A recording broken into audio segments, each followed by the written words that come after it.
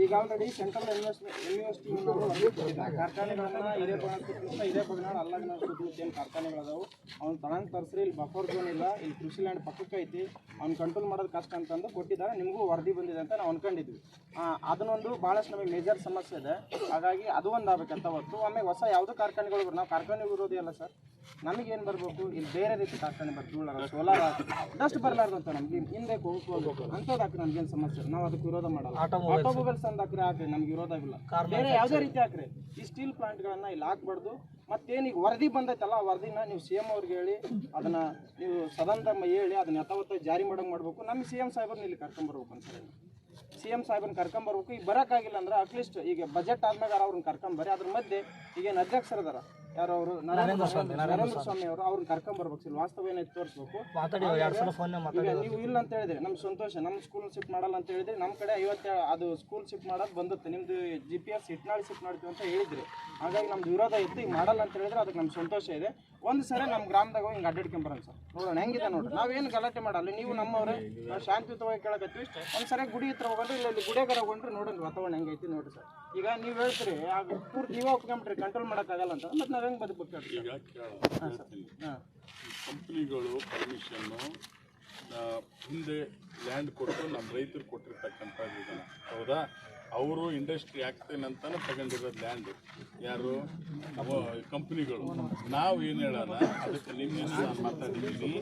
Dust ಏನು ಮಾಡಬೇಕು, ಪೊಲ್ಯೂಷನ್ನಿಗೆ ನಾನು 6ನೇ ತಾರೀಕಿಗೆ ಅಧಿವೇಶನ ಐತೆ, ಪೊಲ್ಯೂಷನ್ನಿಗೆ ಲೆಟರ್ ಕೊಡ್ತೀನಿ, ಪ್ಲಸ್ ಇಂಡಸ್ಟ್ರಿ ಇವ್ರಿಗೆ ಲೆಟರ್ ಕೊಡ್ತೀನಿ. ಡಸ್ಟ್ ಕಂಟ್ರೋಲ್ ಮಾಡೋಕ್ಕೆ ಏನು ಮಾಡ್ಬೇಕು ಅದನ್ನು ಮಾಡೋಣ. ಈ ನಿಮಗೆ ಇಲ್ಲಿ ಲಾರಿ ಓಡಾಡೋದ್ರಿಂದ ಸ್ವಲ್ಪ ಕಷ್ಟ ಆಗ್ತದೆ.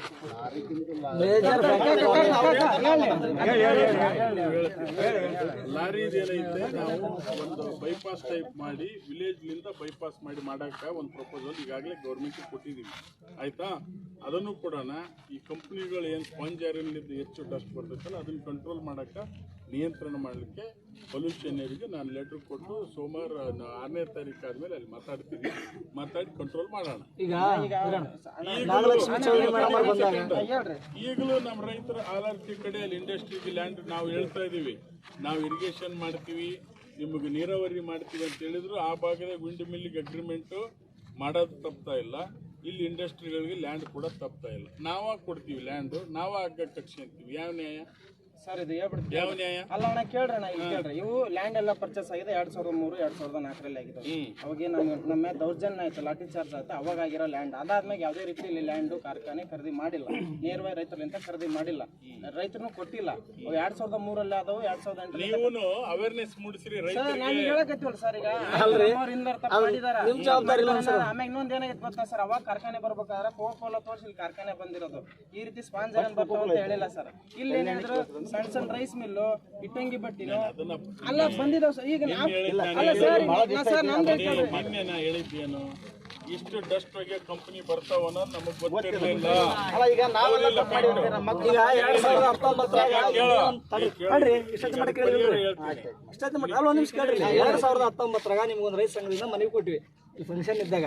ಸರ್ ಈ ರೀತಿ ನಮ್ಗೆ ವಿಪರೀತ ಡಸ್ಟ್ ಬರಕತ್ತೈತಿ, ತಾವು ಇದ್ರದ್ದು ಏನಾರ ಮಾಡ್ರಿ ಅಂತಂದು 2019ರಿಂದ ಇಲ್ಲಿವರೆಗೂ ಎಲ್ಲಿ ಸದನದಾಗೂ ಮಾತಾಡಿಲ್ಲ, ಯಾವ ಅಧಿಕಾರಿಗಳಿಗೂ ಮಾತಾಡಿಲ್ಲ, ತಾವು ಗ್ರಾಮಕ್ಕೆ ಬರೋಕೆ ರೆಡಿ ಇಲ್ಲ.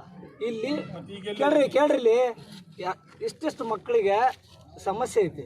ನನಗೆ ಕಣ್ಣು ಆಪ್ರೇಷನ್ಗೆ ಹೇಳ್ಯಾರ, ಇಲ್ಲೇ ಅದಾರ ಡಾಕ್ಟ್ರ್, ಅವ್ರನ್ನೇ ಕೇಳ್ರಿ. ಈಗ ಈತ ಹೇಳಿದ್ರ ನಿಮ್ಮೂರಾಗ ವಿಪರೀತ ಡಸ್ಟ್ ಇರೋದ್ರಿಂದ ಕಣ್ಣು ಆಪ್ರೇಷನ್ ಮಾಡಿಸಲೇಬೇಕು ಅಂತ ಹೇಳಕತ್ತಾರ. ಯಾರು ತೋರಿಸ್ಕೊಡ್ತಾರೆ ಸರ್ ನಮ್ಗೆ? ಯಾರು ಮಾಡ್ತಾರೆ? ಈ ಕಾರ್ಖಾನೆಗಳು ಮೊನ್ನೆ ನಾಗಲಕ್ಷ್ಮಿ ಚೌಧರಿ ಮೇಡಮ್ ಅವ್ರು ಬಂದಾಗ 7 ಕಂಪ್ನಿಗಳ ಮೇಲೆ ಕ್ಲೋಸಿಂಗ್ ಆರ್ಡರ್ ಆಗೈತಿ ಅಂದ್ರೆ ಇನ್ನು ಯಾಕೆ ಮುಚ್ಚಾಕತ್ತಿಲ್ರಿ ಯಾರ ಶಿಸ್ತವಾಗಿ ನಡೆಯಕತ್ತಿರೋ ಕಾರ್ಖಾನೆಗಳು ಆಗಿಲ್ಲ ಅಂದ್ರೆ ಮುಚ್ಚಬೇಕಂತ ಆದೇಶ ಐತಿ. ನೀವು ಯಾಕೆ ಸರ್ಕಾರದವ್ರು ಮುಚ್ಚಕ್ಕೆ ರೆಡಿ ಆಗ್ತಿಲ್ಲ? ಹಾನಿಕಾರಕ ಅಂತ ಹೇಳ್ಬಿಟ್ಟಾರ, ಕೆಂಪು ಪಟ್ಟಿ ಕಾರ್ಖಾನೆಗಳು ಅಂತ ಹೇಳ್ಬಿಟ್ಟಾರ. ಅವ್ರು ಯಾವತ್ತಿದ್ರು ಕಂಟ್ರೋಲ್ ಮಾಡ್ಕೊಳಕ್ ಆಗಲ್ಲ. ಅವ್ರು ನೀವೇ ಹೇಳಿದ್ರಿ ಈಗ ಮಾಡ್ಕೊಳಕ್ ಆಗಲ್ಲ ಅಂತ. ಆಗಲ್ಲ ಅಂತ ನೀವೇ ಹೇಳಿದ್ರಿ. ಯಾರು ಸರ್? ಯಾರು ಈಗ ಅವ್ರು ಎನ್ವೈರ್ಮೆಂಟ್ನಾರ ವರದಿ ಮಾಡಿದಾರಲ್ಲ ಸರ್? ಅಲ್ಲ, ಎನ್ವೈರ್ಮೆಂಟ್ನಾರ ವರದಿ ಮಾಡಿದಾರಲ್ಲ ಸರ್? ಅಲ್ಲ ಸರ್, ನೀವು ಅವ್ರ ಮೇಲೆ ಸ್ಥಳೀಯ ನಮಗೆ ಸಿಗಕತ್ತೀರಿ, ನಾವು ನಿಮ್ಮನ್ನ ಕೇಳಲೇಬೇಕು. ಈಗ ನಾನು ಅಲ್ಲಿ ಮುಂದೆ ಕಡೆ ಮಾತಾಡಕ್ಕಾಗತ್ತ ಸರ್? ಕೇಳಬೇಕಾಗಿಲ್ಲ.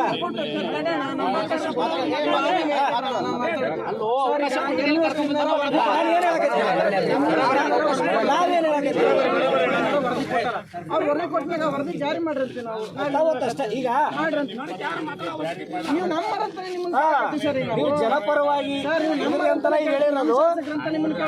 ಈಗ 7 ಕಾರ್ಖಾನೆಗಳು ಬರ್ರಿ ಹೇಳ್ರಿ, 7 ಕಾರ್ಖಾನೆಗಳು ಮುಚ್ಚಬೇಕಂತ ಆದೇಶ ನಾಗಲಕ್ಷ್ಮಿ ಮೇಡಮ್ ಅವರು ಹೇಳಿರೋದು ನಮ್ಗೆ. DC ಅವರೇ ಹೇಳಿರೋದು. DC ಅವರು ಹೇಳಿರೋದ್ರಿ, ಅವ್ರು ಕಾಪಿ ಕೊಟ್ಟಿಲ್ಲ ನಮ್ಗೆ. ನಮ್ಗೆ ಕಾಪಿ ಕೊಟ್ಟಿಲ್ಲ, ಲೈವ್ ಐತಿ.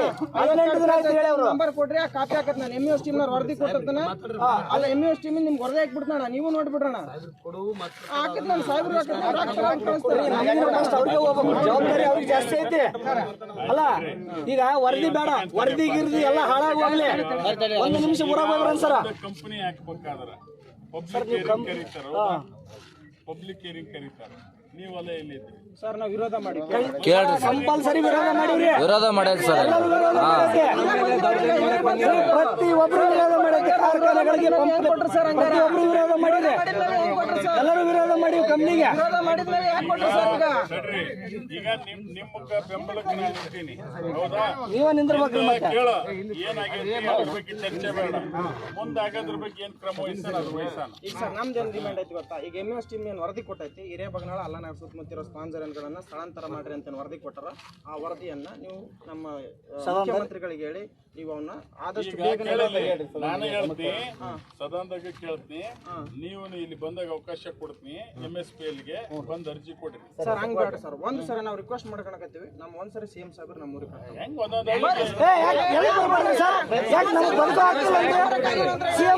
ಸಮಸ್ಯೆ ಕೇಳಲ್ಲ CM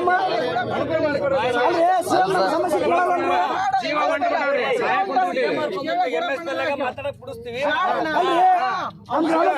ಬರಲ್ಲ, ಬರಲ್ರಿ CM ಬರಲ್ರಿ, ನಮ್ಮ ಗ್ರಾಮ CM ಬರಲ್ಲ ಬರಲ್ಲ ಹೇಳ್ತಾರ್ರಿ ಅವ್ರು. MP MLA ಬಂದಾಗ ಬೇರೆ ಇನ್ನೊಬ್ರಿಗೆ ಯಾಕೆ ಮಾತಾಡೋಣ್ರಿ?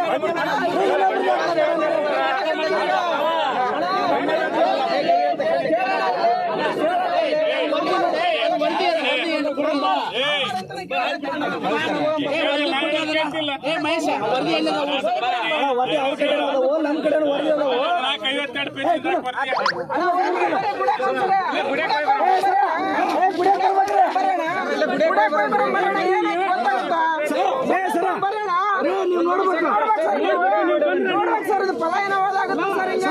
ನೀವು ಓಡಾಡ್ಬೇಡ್ರಿ, ತಪ್ಪಿಸ್ಕೊಂಡು ಹೋಗೋ ಕೆಲಸ ಮಾಡಬೇಡ್ರಿ, ದಯವಿಟ್ಟು ತಪ್ಪಿಸ್ಕೊಂಡು ಹೋಗೋ ಕೆಲಸ ಮಾಡಬೇಡ್ರಿ.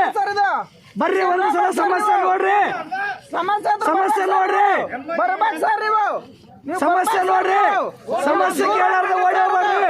ನೀವು ನೋಡ್ಬೇಕು ಸರ್, ಸಮಸ್ಯೆ ನೋಡ್ಬೇಕು ಸರ್. ಸಮಸ್ಯೆ ನೋಡಿ ಹೋಗ್ರಿ, ವಿಡಿಯೋ ಮಾಡ್ರಿ, ಸಮಸ್ಯೆ ನೋಡಿ ಹೋಗ್ರಿ. ನಿಮ್ದ ಡಬಲ್ ಸೌಂಡ್ ಐತಿ ಸರ್, ನಿಮ್ದ ಡಬಲ್ ಸೌಂಡ್ ಐತಿದ್ರಾಗ. ಸಮಸ್ಯೆ ನೋಡಿ ಹೋಗ್ರಿ, ಪೊಲ್ಯೂಷನ್ ಆಗಕ ಸಮಸ್ಯೆ ನೋಡಿ ಹೋಗ್ರಿ. ಕಾರ್ಖಾನೆ ತೋರಿಸಿದ್ದ ಇಟ್ಟಳವ್ರಿಗೆ ರಾಘವೇಂದ್ರ ಇಟ್ಟಾಳವ್ರಿಗೆ, ಕಾರ್ಖಾನೆಯನ್ನು ಸಲುತ್ತಿರುವ ಇಟ್ಟಾಳವ್ರಿಗೆ, ಕೆರೆ ಬೂದಿಯನ್ನು ಮುಚ್ಚಿರುವ ಇಟ್ಟಾಳವ್ರಿಗೆ, ಕೆರೆ ಬೂದಿಯನ್ನು ಮುಚ್ಚಿರುವ ರಾಘವೇಂದ್ರ ಇಟ್ಟಾಳವ್ರಿಗೆ, ಜನರ ಸಮಸ್ಯೆಯನ್ನು ಆಲಿಸಿದ ರಾಘವೇಂದ್ರ ಇಟ್ಟಾಳವ್ರಿಗೆ.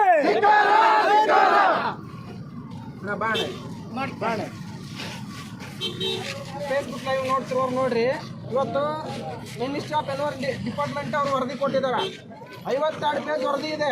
ಅದ್ರ ಸ್ಪಷ್ಟವಾಗಿ ಕಾಣಿಸಿದಾರೆ ಹಿರೇಬಾಗ ಸುತ್ತಮುತ್ತ ಕಾರ್ಖಾನೆಗಳು ಹಾನಿಕರ, ಅಲ್ಲಿ ಜನರು ಬದುಕಕ್ಕಾಗಲ್ಲ, ಅಲ್ಲಿ ಮಗ್ಲಲ್ಲೇ ಕೃಷಿ ಲ್ಯಾಂಡ್ ಐತಿ, ಕಾರ್ಖಾನೆಗಳು ಸ್ಥಳಾಂತರಿಸ್ಬೇಕಂತ ಹೇಳಿದ್ರೆ ಶಾಸಕರು ಕುಂತ್ಕೊಂಡು ಹೇಳ್ತಾರ ಇದು ಕಂಟ್ರೋಲ್ ಆಗಲ್ಲ ಅಂತ ಅವರೇ ಒಪ್ಕೊಂತಾರ. ಹಂಗಾಗಿ ನಮ್ಮ ನಡು ನೀರೇ ಬಿಟ್ಟು ಹೋದ್ರಿ ಇವ್ರು ಶಾಸಕರಿಗೆ. ಇಂಥವ್ರಿಗೆ ಏನ್ ಹೇಳ್ಬೇಕು ನಾವು? ಯಾಕೆ ಇಲ್ಲಿ ಇವ್ರಿಗೆ ಯಾಕೆ ಬರ್ತೈತ ಇಲ್ಲಿದು? ಸುಮ್ಮನೆ ನಮ್ಗೆ ಕಣ್ಣು ಮುಚ್ಚ ಕೆಲಸ ಮಾಡ್ತಾರೆ ಶಾಸಕರು.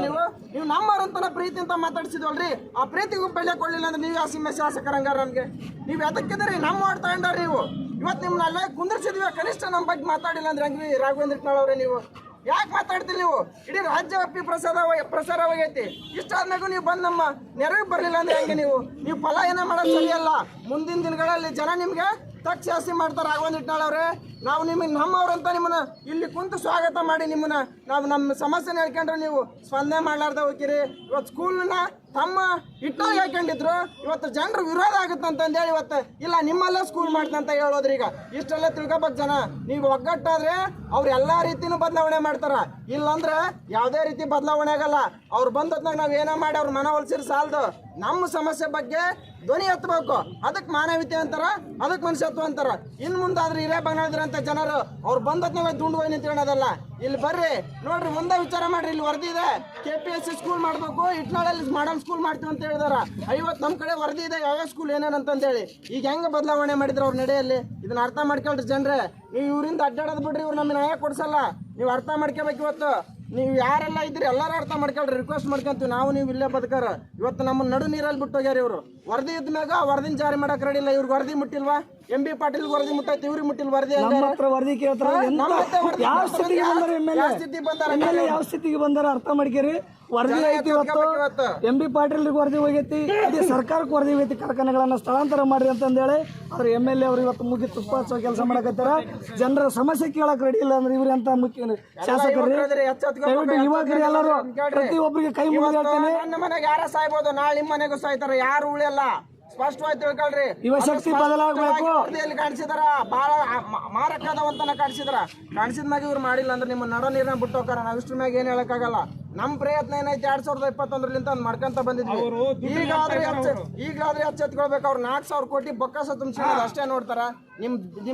ನಿಮ್ ಜೀವದ ಬೆಲೆ ನಾಯ್ಕಿಂತ ಕಡೆ ಮಾಡಿ 25-30 ವರ್ಷ ಜನ ಸಾಯಕತ್ತೀವಿ ಅಂದ್ರ ಅರ್ಥ ಮಾಡ್ಯಾರ. ಅರ್ಥ ಮಾಡ್ಕೋಬೇಕು ಜನ. ಇಷ್ಟ ಹಾಕಿದ್ರೆ ನಾವು ಉತ್ತರ ಆಗಲ್ಲ. ಸಮಸ್ಯೆ ಬಗ್ಗೆ 14-15 ರೂಪಾಯಿ ಪಪ್ಪಾಯಿ, 16 ರೂಪಾಯಿ ಪಪ್ಪಾಯಿ ಐತಿ. ನಮ್ಮ ಭಾಗದಾಗ 8 ರೂಪಾಯಿ ಖರೀದಿ ಮಾಡಕತ್ತಾರ. ನೀವೇ ಅರ್ಥ ಮಾಡ್ಕೊಂಡ್ರೆ ಹೊರಗಡೆ ಪಪ್ಪಾಯಿ ರೇಟ್ ಏನೈತಿ, ಇಲ್ಲಿ ರೇಟ್ ಏನೈತಿ ಅಂತಂದೇಳಿ ಬರೀ 8 ರೂಪಾಯಿ ಖರೀದಿ ಮಾಡ್ತಾರ. ರೈತನ ಪರಿಸ್ಥಿತಿ ಏನಾಗ್ಬೋದು ಹಂಗಾರ? ಅರ್ಥ ಮಾಡ್ಕೊಳ್ರಿ. ನೀವು ನಾಳೆ ನಿಮ್ಮ ಮನೆಗೆ ಬರ್ತೈತಿದ್ದು ಈಗ ಹಚ್ಕೊಂಡಿಲ್ಲ ಅಂದ್ರೆ ನೋಡ್ರಿ. ಇವತ್ತು ಒಂದೇ ನಾ ಹೇಳಿನಿ, ಇವತ್ತು ಬೆಳಗ್ಗೆ ಅಂತ ಸ್ಕೂಲ್ಗೆ ವಿರೋಧ ಐತಂತ ಇವತ್ತು ಅದನ್ನ ಆ ಯೋಜನೆ ಕೈ ಬಿಟ್ಟಾರೆ ನಮ್ಮೂರು ಶಿಫ್ಟ್ ಮಾಡೋಂಥದ್ದು. ಹಾಗಾಗಿ ಜನ ವಿರೋಧ ಮಾಡಿದ್ರೆ ಉಳಿತೀವಿ, ಇಲ್ಲಾಂದ್ರೆ ನಮ್ಮ ಕೈಲಿ ಎಷ್ಟು ಸಾಧ್ಯ ಆಗೈತಿ ಅಷ್ಟು ಮಾಡಿದ್ವಿ ನಾವು. ಯಾರು ಬೆಂಬಲ ಆರ್ಥಿಕ ಕೆಲಸ ಮಾಡ್ತಾರ. ನಾವು ಲಾರಿ ಹಚ್ಚಾಗ ನಾವು ಎದುರ್ಲಾಡ್ತೀವಿ. ನೆರವು ಬರ್ಲಿಲ್ಲ ಅಂದ್ರ ನೆರವು ಬರ್ಲಿಲ್ಲ ಅಂದ್ರೆ ಏನಾಗಲ್ಲ. ಇವತ್ತು ಲಾರಿ ಹಚ್ತೀವಿ ಅಂತ ಹೇಳಿದವ್ರು ಇವ್ರು ಕಾರ್ಖಾನೆ ಏನ್ ಮಾಡ್ತಿದ್ರ ಅಂತ ಕೇಳ್ತಾರಲ್ಲ. ಪಬ್ಲಿಕ್ ಹಿಯರಿಂಗ್ ಅಲ್ಲಿ ನಾವು ಕಾರ್ಖಾನೆ ಹಾಕ್ಬಾರ್ದಂದ್ರ ನಿಮ್ಮನ್ನ ಮ್ಯಾಗ ಅಲ್ಟ್ರಾಸಿಟಿ ಕೇಸ್ ಮಾಡಿಸ್ತೀವಿ ಅಂತ ಹೇಳಿದವ್ರು ಅವರು ಅಂತ ವಿಚಾರ ಮಾಡ್ಬೇಕು ನೀನು. ಹಂಗಾಗಿ ಜನ ಎಚ್ಚೆತ್ಕೊಡ್ರಿ. ನಾವು ಹೇಳೋದಿಷ್ಟೇ, ನೀವು ಯಾರು ಅವ್ರಿಂದ ಅಡ್ಡಾಡಿ ನಿಮ್ಗೆ ನೆರವಿಗೆ ಬರಲ್ಲ. ಸುಮ್ಮನೆ ಹೇಳ್ತೀನಿ ಕೇಳ್ರಿ, ಜಾತಿ ಧರ್ಮ ಇಂತ ಯಾವಕ್ಕೂ ಹೋಗ್ಬೇಡ್ರಿ. ನೀವು ಉಳಿದ್ರ ಜಾತಿ, ನೀವು ಉಳಿದ ಧರ್ಮ. ನೀವೇ ಇಲ್ಲಂದ್ರೆ ಯಾವ ಜಾತಿನೂ ಇಲ್ಲ, ಯಾವ ಧರ್ಮನೂ ಇಲ್ಲ. ಅಷ್ಟೇ ಇಷ್ಟ ಹೇಳಿ ವಿಡಿಯೋ ಮುಗಿಸ್ತೀವಿ. ಜನ ಅರ್ಥ ಮಾಡ್ಕೊಳ್ರಿ ಅಷ್ಟೇ. ನಾವು ಮುಂದಿಂದಲ್ಲಿ ಈ ಥರ ನೀವು ಮಾಡಿ.